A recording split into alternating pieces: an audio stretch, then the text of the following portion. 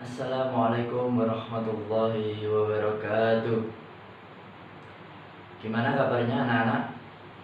Semoga dalam keadaan sehat dan selalu semangat dalam menuntut ilmu meskipun dalam masa pandemi ini dan diharuskan pembelajaran dilakukan secara daring. Di sini Bapak akan menjelaskan materi mengenai perbuatan tercela, yaitu tentang riya dan nifak. Pasti anak-anak sudah sering mendengar kata riya maupun nifak.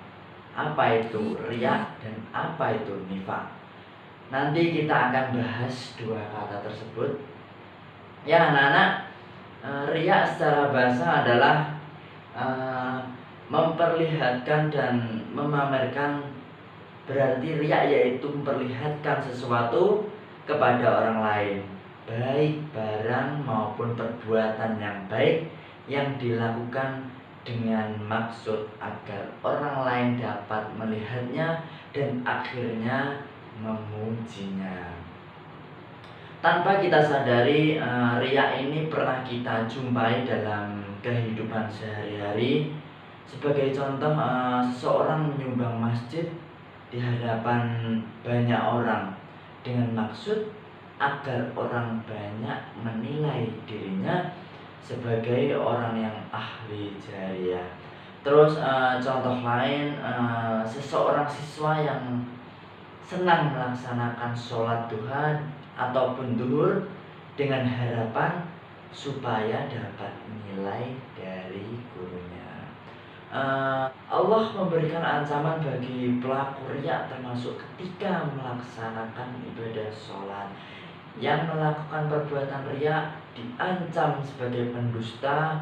Agama Islam juga bahkan mengancam dengan satu sanksi, yaitu neraka. Allah Subhanahu wa taala berfirman di dalam Quran surat Al-Maun ayat 4 sampai 6. Di sini juga dijelaskan celakalah orang-orang yang selalu berbuat riya.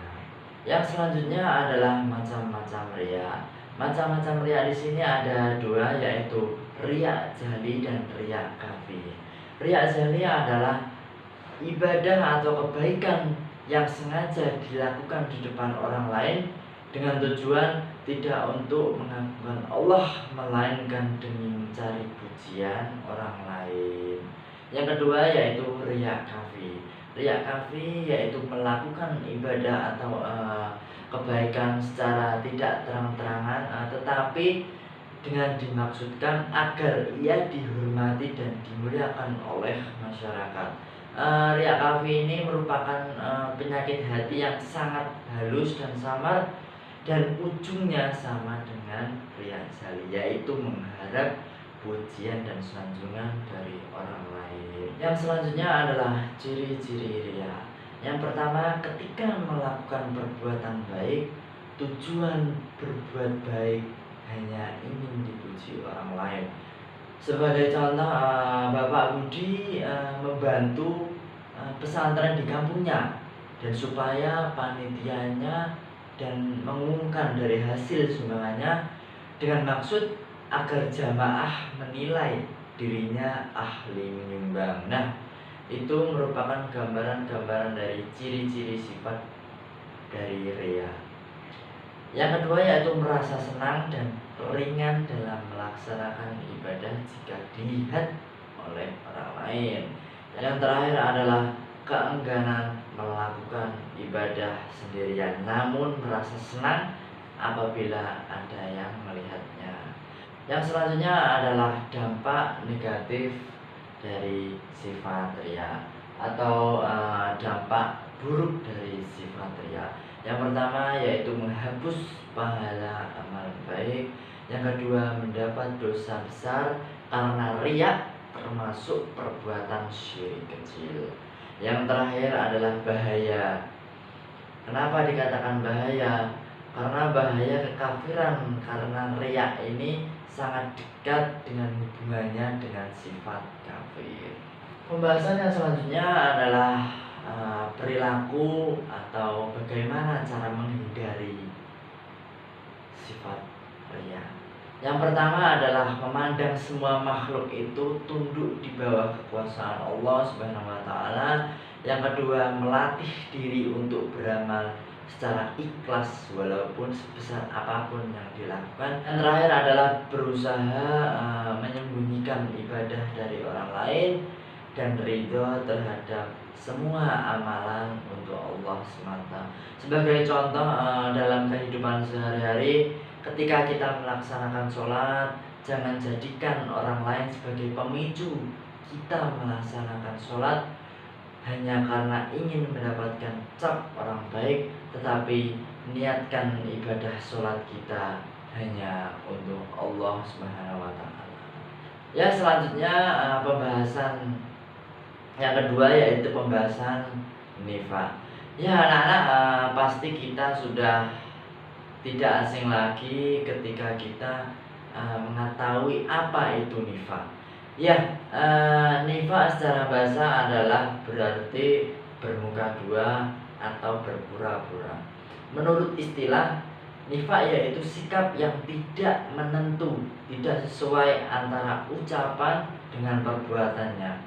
Jadi nifaq adalah perilaku seperti pada hakikatnya adalah ketidaksesuaian antara keyakinan, perkataan, bahkan perbuatan. Orang yang melakukan perbuatan nifaq ini disebut munafik. Nifaq adalah perbuatan menyembunyikan kekafiran dalam hatinya dan menampakkan keimanannya dengan ucapan dan tindakan. Sebagai contoh, si A dia sholat, dia sedekah dan beramal soleh lainnya, namun tindakannya itu tanpa didasari keimanan dalam hatinya. Ya, dalam Quran surat Al-Baqarah ayat 14 yang artinya, dan bila mereka berjumpa dengan orang-orang yang beriman, mereka mengatakan kami telah beriman, dan bila mereka kembali kepada syaitan, mereka mengatakan sesungguhnya kami sependirian dengan kami hanyalah berolah-olah. Ya, pembahasan yang selanjutnya yaitu macam-macam nifaq. Nifaq di sini ada dua macam, yaitu nifaq i'tiqadi dan nifaq amali. Nifaq i'tiqadi adalah sesuatu bentuk perbuatan yang menyatakan dirinya adalah beriman kepada Allah Subhanahu wa taala, sedangkan dalam hatinya tidak ada keimanan sama sekali. Dia sholat, dia bersedekah, dia beramal soleh, namun tindakannya itu tidak didasari dengan keimanan dalam hatinya. Selanjutnya adalah nifaq amali. Nifaq amali adalah kemunafikan berupa pengingkaran atas kebenaran dalam bentuk perbuatan. Ya, pembahasan yang selanjutnya adalah ciri-ciri dari nifaq. Yang pertama, ragu terhadap kebenaran Islam. Yang kedua, enggan melakukan sholat. Kalaupun ia melakukan sholat, pasti karena paksaan orang lain. Selanjutnya, tidak punya kepastian dalam berpikir dan bertindak. Dan yang terakhir adalah terbiasa dengan kebohongan atau ingkar janji, bahkan berkhianat. Pembahasan yang terakhir adalah dampak negatif dari sifat nifaq atau dampak buruk dari sifat nifaq. Ya, sifat ini sangat berdampak negatif bagi diri sendiri, yaitu hilangnya kepercayaan dari orang lain atas dirinya. Selanjutnya, tidak disenangi dalam pergaulan hidup sehari-hari.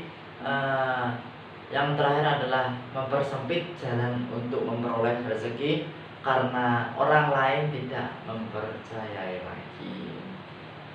Dampak negatifnya juga timbul bagi orang lain, yaitu menimbulkan kekecewaan hati sehingga dapat merusak hubungan persahabatan yang telah terjalin baik. Dan yang selanjutnya adalah apabila kekecewaan cukup berat bisa menimbulkan anarkis. Dan yang terakhir adalah membuka peluang munculnya fitnah. Nah, selanjutnya adalah perilaku menghindari nifaq atau bagaimana cara menghindari sifat nifaq. Adapun upaya untuk menghindari dari sifat nifaq antara lain selalu menyadari bahwa nifaq merupakan larangan agama yang harus dijauhi dalam kehidupan sehari-hari. Selanjutnya, nifaq akan merugikan diri sendiri dan orang lain sehingga dibenci dalam kehidupan masyarakat. Dan selanjutnya, nifaq tidak sesuai dengan hati nurani manusia. Dan yang terakhir, kejujuran menenteramkan hati dan senantiasa disukai dalam pergaulan. Ya, anak-anak, dapat kita ketahui ketika kita lihat dalam kehidupan sehari-hari, ketika ada seseorang yang sering bohong dalam hal apapun, otomatis orang yang di dekat kita pasti sulit untuk mempercayai kita dalam hal ini. Ketika kita ingin dipercayai oleh seseorang, jadilah seseorang yang jujur. Ya anak-anak, itu merupakan akhlak tercela yaitu riya dan nifaq yang harus benar-benar kita hindari dalam kehidupan sehari-hari. Oh ya anak-anak, gambar tersebut tolong untuk ditanggapi dan nanti bila ada pertanyaan langsung saja ditanyakan melalui WhatsApp group. Sekian, wassalamualaikum warahmatullahi wabarakatuh.